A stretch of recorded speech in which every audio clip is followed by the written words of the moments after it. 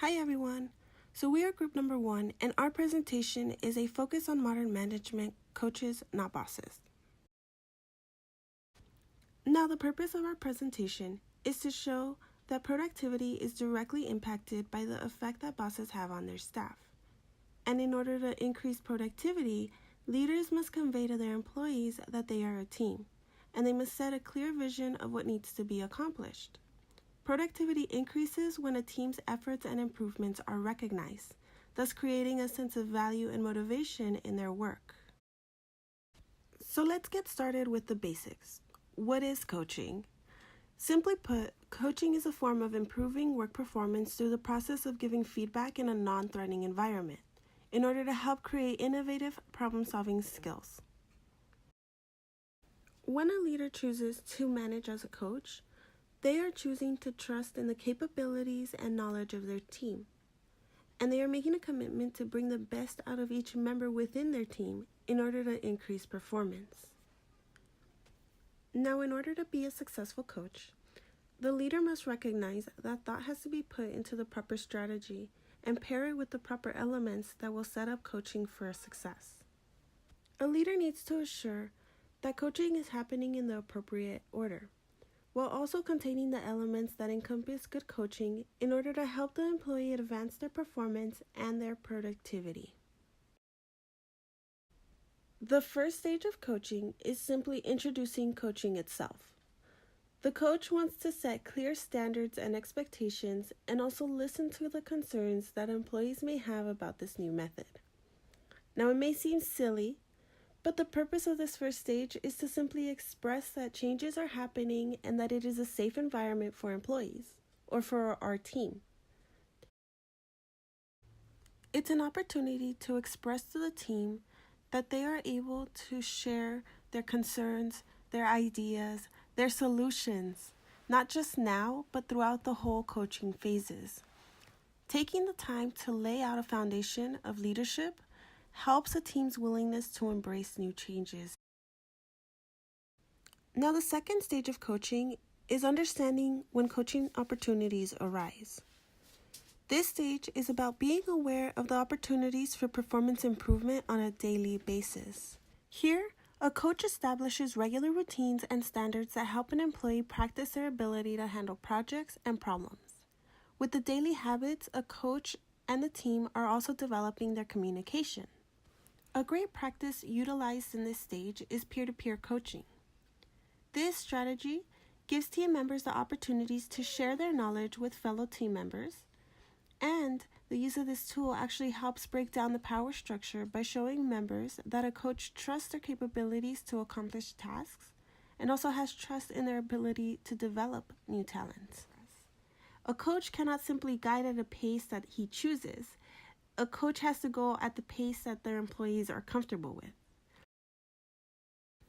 Our third stage of coaching is a focus on feedback and communication. Feedback is simply providing information related to a team's current performance. When a coach gives feedback, it helps create a moment to reflect on progress and performance. This moment also holds the team accountable for their work.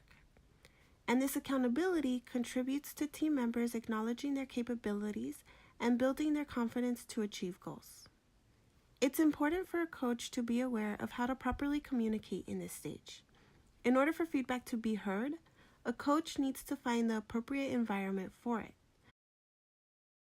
A leader must also be cautious in providing feedback.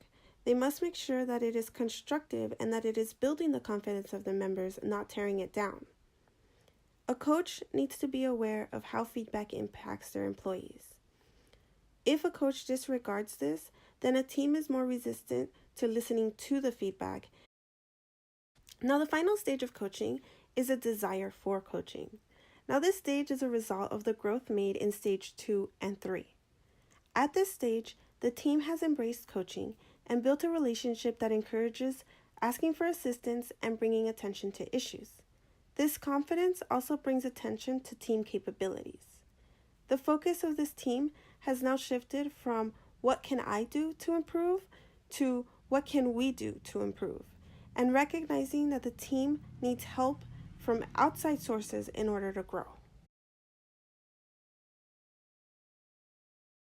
Now that we understand what goes into properly coaching a team, let's take time to reflect on what can hold a team back and the benefits that result from coaching.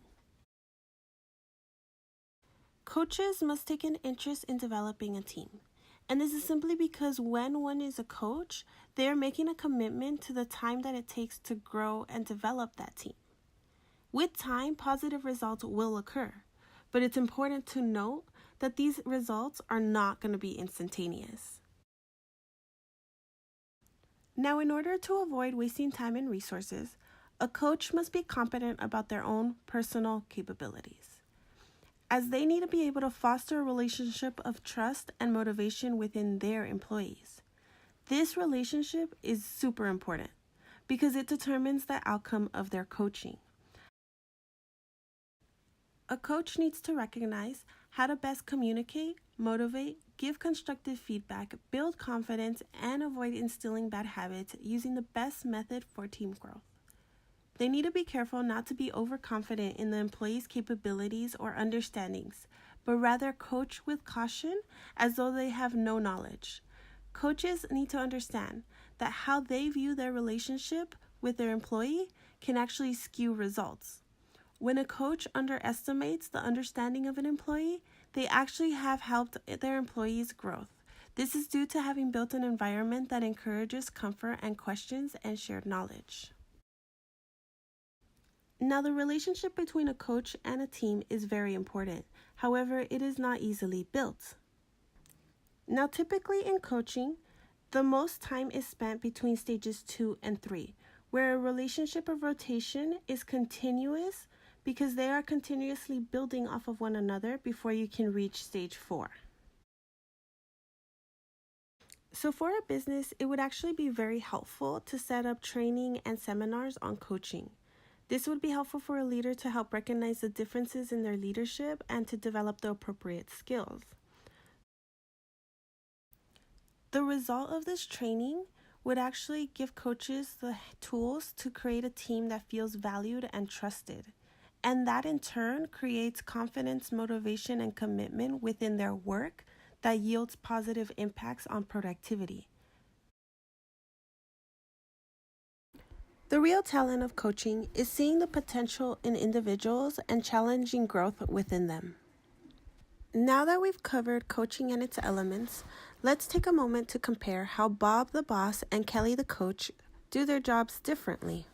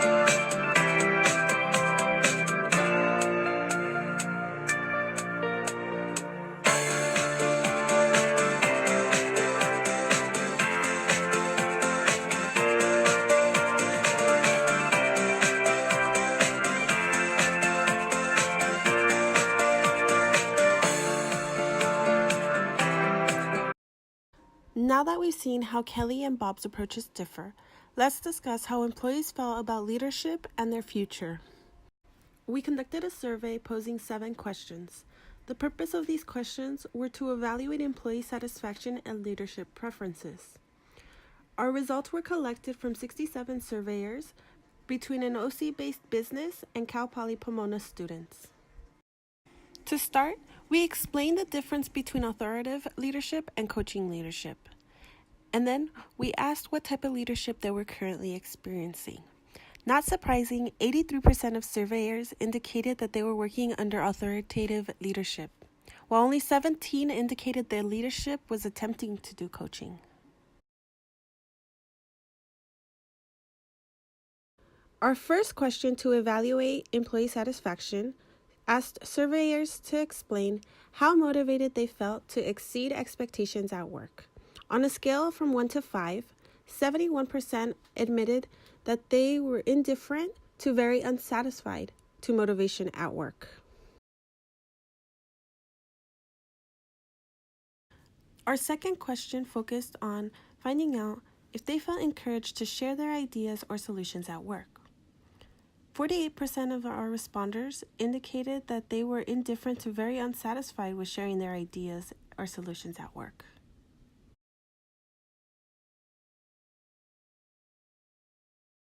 Our third question was focused on finding out how comfortable employees were communicating with their managers. 58% surveyed actually indicated that they were very unsatisfied to indifferent about communication with their managers.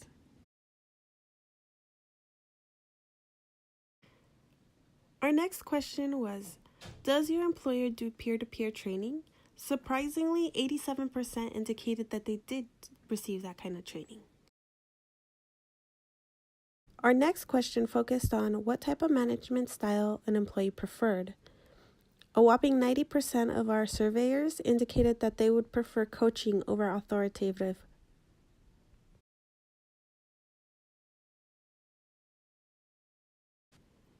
Our last question was, do you see yourself working for the same employer within the next 5 years? 93% of the surveyors indicated no.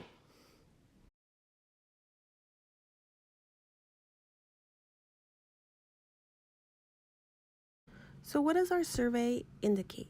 Well, let's take a look.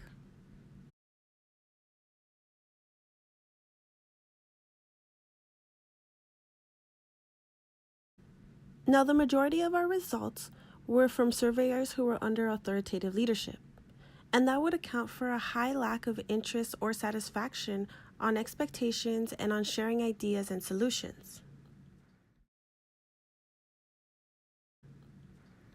But wait, how come if 87% of our surveyors were under authoritative leadership, 90% of those employees surveyed were not satisfied with their employer enough to consider staying with them for the next 5 years? And just as high as the numbers showed a preference for coaching. Now, half of the respondents felt comfortable communicating with their manager, and a big portion of those employers were doing peer-to-peer coaching. But what does it all mean? It indicates that the little coaching that is happening out there is not being executed properly. Now, from a business standpoint, it indicates that employers should invest in their managers' training to help develop skills for encouraging and motivating a team. This would increase production, and it would also contribute to employee satisfaction. Now let's see why Kelly chooses to motivate her employees, and we can also take a look at ways she uses to motivate her employees.